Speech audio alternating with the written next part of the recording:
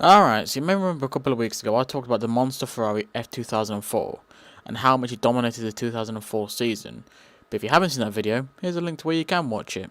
But anywho, only 10 years later, Ferrari would go into the brand new V6 era with a car that every F1 fan knows is a car that was somehow capable of understeering and oversteering at the same time.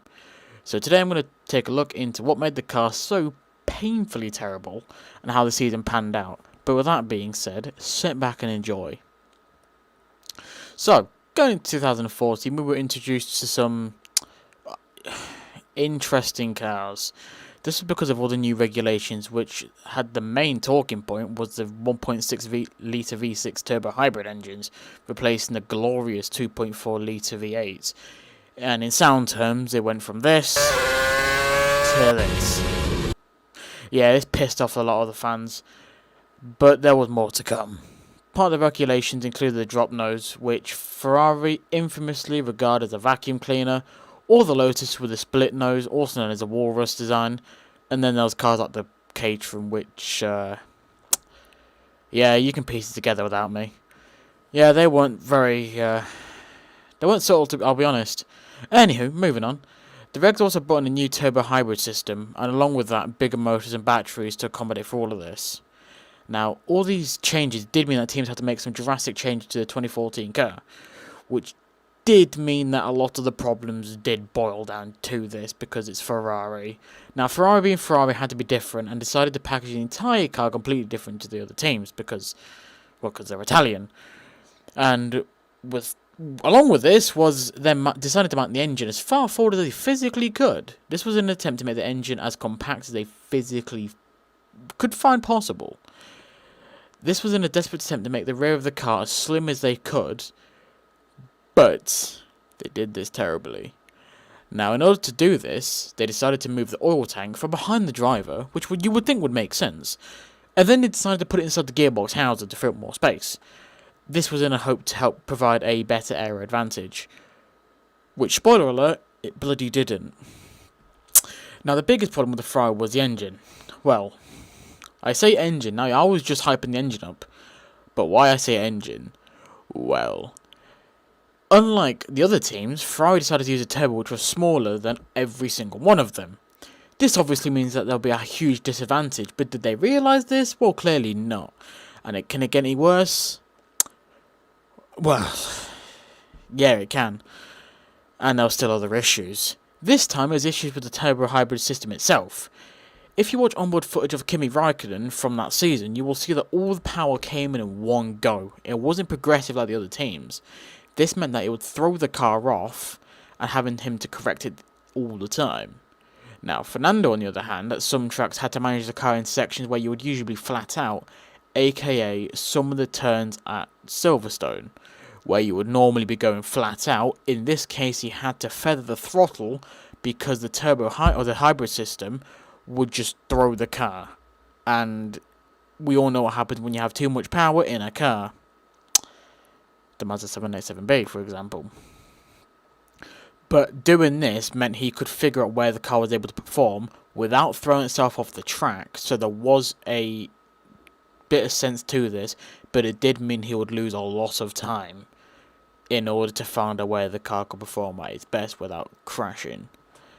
Now, also, I do want to clearly bring something up. Now, as I've already mentioned, the car would oversteer and understeer at the same time. Now, see, I'm not completely wrong, but I'm technically not right either. Why? Well, if you look at the onboards a little bit more, you would see that the car would understeer going into a corner, and then it would oversteer going out of the corner. So technically, yes, it did do both at the same time. It just wasn't in the same, the same amount of time. It was just at different points in the same corner. But technically, I'm still right, and it happens at the same time. But this just went to show how terrible that car was. Now, see, I've written a script for this video, but the car was so painfully bad, I've gone off script about 7 times, because there's so much I want to say about this god-awful car. Now, see, here's the thing. Other teams made the car beautiful. Now, if you look at the Mercedes, they made the engine an absolute monster at the result of losing a little bit of aero. Now, this was quite smart, which Ferrari could have done, but nope, they had to be Italian and just completely cock it up. And as we all know, Mercedes went into the V6 era, absolutely stormed off the grid, jobs are good, and they stormed it till 2021. And that went to show how well they could put that engine together. Now, Ferrari, on the other hand, would have a terrible 2014 season, with them only having a handful of podiums. I think they only got one win, which was god-awful for that season. Which, side note, all of them were got by Fernando. But that car was so painfully crap.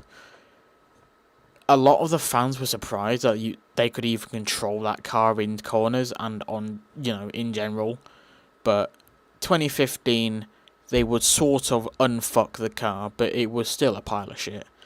But with that being said, that's the story of the Ferrari F14t, the car which was famous for both under and oversteer at the same time, technically. If you have enjoyed, like I've done, then please press that like button. And also, press that subscribe button, because I know some of you watching aren't subscribed. Are you? Please subscribe, it really helps. But anyhow, with that being said, I hope you've enjoyed a little bit more of an off-the-script video, as the last one I did, which was the F2004 video, which was a couple weeks ago, that was so to a script.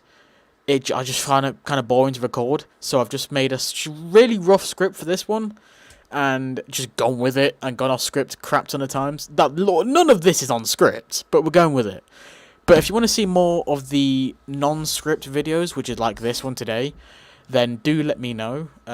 If you want them to be more scripted, then do let me know. Just let me know how you want the videos to be. And also let me know what you want me to do next, because I could make a whole series on just slagging off Ferraris, but I do like Ferrari, so I'm not going to. But if you want me to, I will. And also, if there's any other topics you want me to do, let me know down in the comments below. But with that being said, mates, thank you for watching, and I will see you guys in the next video. But for now, ta-ra.